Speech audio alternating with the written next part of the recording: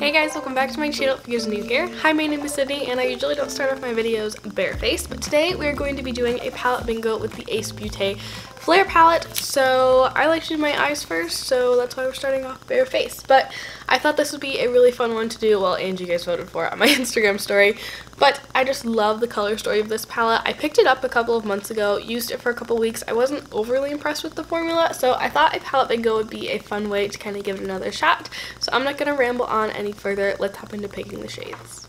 So there are 15 shades in this palette, so I brought up my handy dandy random number generator on Google. I typed in 1 to 15, and we are going to pick the first shade. So the first shade is number 2, which already is not what I was hoping for. I was really hoping to play with like the greens and the blues to kind of match my sweater, but we'll take it. It's this beautiful kind of ruby red shade called Mirage. Alright, let's try again. So this time we got 15, which is the shade Sherbet right here, which is this beautiful like neon green shade. This was the shade that I wanted to work with, but not with the red. That's really not what I was hoping for. Oh my, this is gonna be a doozy of a palette bingo. The palette bingos that I've done so far on my channel have gone really well, which makes me feel like this is gonna be the first disaster one. Alright, let's get the next number. And that is number 3. So number 3 in the palette is this beautiful purple called Aubergine. The purple and the green together are kind of fun, but I don't know what we're gonna do with that metallic red shade. Alright, let's pick another one. And we got 15, we already had 15. 14. That's gonna be a green. Okay, so 14 is the shade Moss right here, which is like a olivey green shade, I would say. But I feel like it's on the punchier side of olive green. I feel like I've seen some olive greens and they're super soft and muted. This one's a little bit punchier. Okay, do I dare pick another shade? I do. Okay, let's do it. I have no idea how we're gonna make this look work. So let's pick another one. And we got number 4, which is Mulberry, which is like this soft mauve-y transition-y shade. This one's not too bad. Again, wasn't really what I was hoping for, but that's okay. So here is the color story that we're working with. I'm gonna hop off camera for a second. I need to formulate a plan as to how I'm gonna use these shadows, and then we'll zoom in and come back and we'll start creating the look together. Alright guys, so I've taken a second to kind of formulate my thoughts on how I want to use these shades, and what I think I'm going to do is I'm going to place this shade up in my crease kind of as a transition shade, the purple in my crease, and then I think I want to do like a cut crease kind of with this shade and this shade across my lid, and then I think I'm going to pop this one on my lower lash line. That's what I'm thinking. I'm not really sure how it's going to come together. I hope it turns out okay, because I would like to film a couple of videos today, but we're just going to dive right in. I'm going to start by priming my eyes with my MAC paint pot. I know this isn't cruelty free, but it's currently in my project pan, and I would really like to use it up and get it out of my collection. So I'm just taking this on a sponge and kind of pressing this onto my eyelid. I'm going to do this eye probably on camera. Well, I'm going to do one eye on camera and one eye off camera, just so we're not here all day. Okay, no, I changed my mind. So I was scrolling through Instagram because after I said that, I was like, do I have the skill level to achieve that kind of look?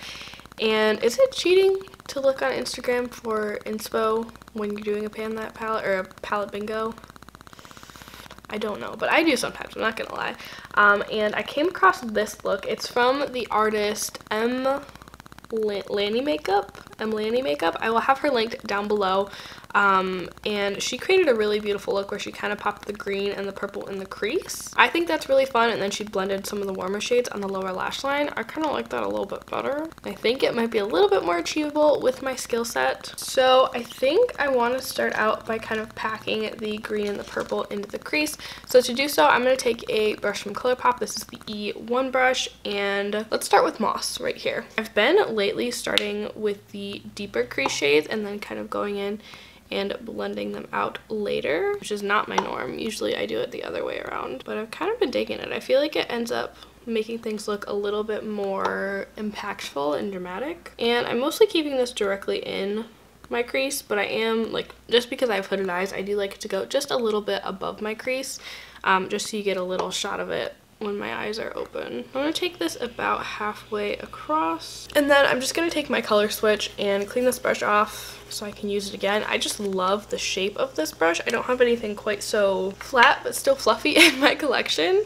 And now I'm just going to dip into the shade Aubergine right here and do pretty much the same exact thing. And now I feel like we're veering into Barney territory, but I don't hate it as much as I thought I would, honestly. I'm not really packing this on my lid. I'm kind of just keeping it up in the crease. I mean, if some gets on my lid, which it inadvertently does, it's no biggie. Mostly focusing this in the crease. So I'm not really doing like back and forth motions where the green and the purple meet. I'm kind of just lightly tapping because I'm not a color theory expert, but I feel like those could very easily muddy each other up. So now I'm going to take this little short, dense kind of blending brush, and this is totally bare. I'm going to start very gently buffing over the edges of the two shades that we placed down. I'm kind of just focusing on the purple, and then I'm going to wipe this brush off with my color switch and do the same with the green. We're going to go in with those lighter shades to kind of buff things out even further, but sometimes I like to go in and do this to just kind of pre-blend things. And now just to do the same to the green. This is probably going to blend away some of that pigment, so we'll have to re-intensify in a second. Just going back in with a little bit more of aubergine and then a little bit of moss. So now we're here.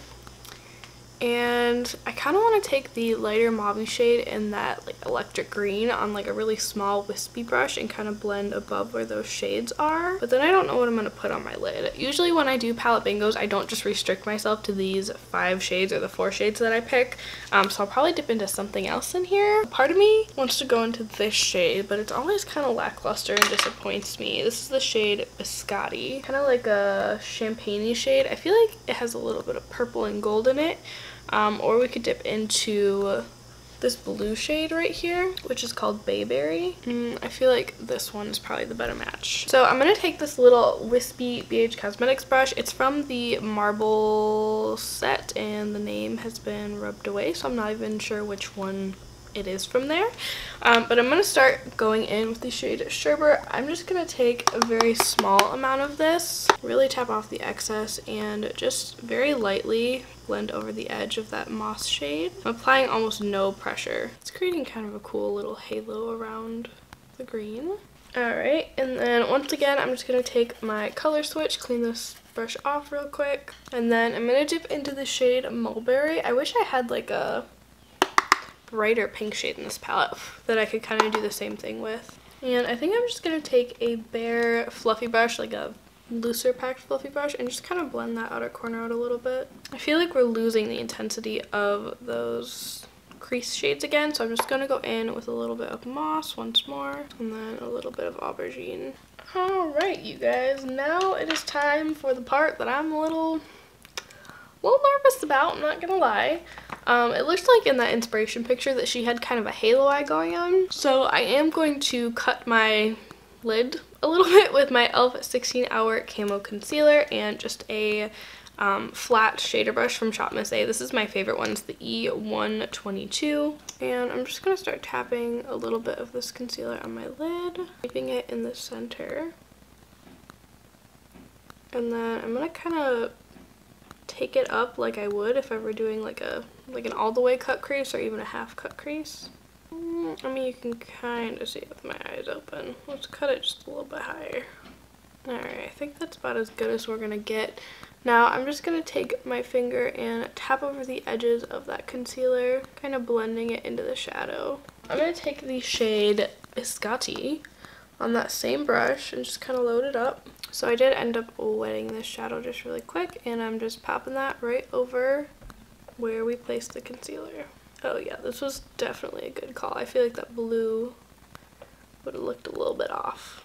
And then just placing it in my upper crease so we can kind of see a little peek when my eyes are open. And then I'm just gently kind of feathering it outwards into the purple and the green. It's not my favorite look so far, but I think I'm going to call the eyelid complete for now. So I'm going to hop off camera, finish off the rest of my face makeup, finish off this eye, and then we'll come back for the rest of the video. Alright you guys, I'm back. The rest of my face makeup is done. I feel like my eyebrows are making me look kind of angry. So let's finish off the rest of the eyes. So as I said in that picture that I found on Instagram that I'm taking inspiration from, she did kind of a warm lower lash line. I think that'll fit in really nicely with that last ruby shade that we have to use. So I think that I want to start out the lower lash line with a little bit of this pumpkin-y shade right here called Pumpkin. Isn't that funny? And I'm taking this on an E122 brush. This one is from Shop Miss A. I'm just buffing that out under my lower lash line just so the red has something to blend into. And then I'm just going to take this little smudger brush. This one's from Real Techniques. It's called their smudge brush, and I'm going to dip into Mirage, which is our last shade that I drew. And I'm going to start buffing this across my lower lash line. I'm not really going to take this all the way to the outer or the inner corner. I'm kind of just focusing it in that halo shape. Wow, this is a bizarre look. Maybe I will just film one video after this instead of the two that I was planning on doing. Okay, so we did that. Wow, that is a lot. So there really isn't an inner corner shade in this palette for me. So I'm just going to dip into my ABH Aurora Glow Kit, and I think I'm just going to take, I guess I'll take this shade, Helia or Hella. But I'm just going to take that shade and pop it in my inner corner. It's kind of a goldeny green shade, so I think it'll play nicely with the tones we have going on the eyes right now. And I'm also just going to hit my brow bone lightly with this shade. Alright, and then that completes the eyes. I'm going to hop off camera real quick, throw on some mascara, lashes, and a lip, and then we'll come back to wrap up this video. Alright guys, so this is the completed look. I added a little bit of, I lost my eyeliner. I added a little bit of ColourPop Piggy Bank to my waterline just to kind of tie in the purple with the red on the lower lash line. And then for my lips, I first went in with a little bit of ColourPop. I think this is called Better Off. It's one of their cream lipsticks. It is so beautiful, but then I felt like that was a little bit dark, a little bit vampy, so I blotted a little bit of that off on my hand. And then I went in with the Wet n Wild Liquid Catsuit High Shine Liquid Lipstick in the shade Caught You Bare Naked. And I just kind of placed that on the center of my lips, and I'm actually really happy with how this look came out. I was very unsure at the beginning, in the middle, and honestly towards the end, but I think with lashes and liner and just everything all put together, I think it's really fun. This kind of look is definitely the reason I even do palette bingos. I probably would have never picked this color story out of this palette, so it was so fun and so beneficial for me to sit down and do this palette bingo. I hope that you guys enjoyed this video. Let me know down below if you guys enjoy palette bingos, if you would wear this look, and what palette you guys want to see me do a palette bingo with next. I will link any other previous palette bingo videos that I've done down below if you just want to keep watching these from me. But that's going to wrap it up for me today. Thank you so much for watching. I hope you all are doing well and staying safe, and I'll see you in my next one. Bye! I was not prepared to start filming this. I didn't even count how many shades there are. I didn't pull up the random number generator. Come on, Sydney, get it together. Last time I filmed a palette bingo, I literally just edited the footage this morning. Am I crooked? I might be a little crooked. It's fine. But I just edited the footage this morning and I counted wrong for one of the shades, so I used the wrong shadow. Ooh, my foot is asleep already.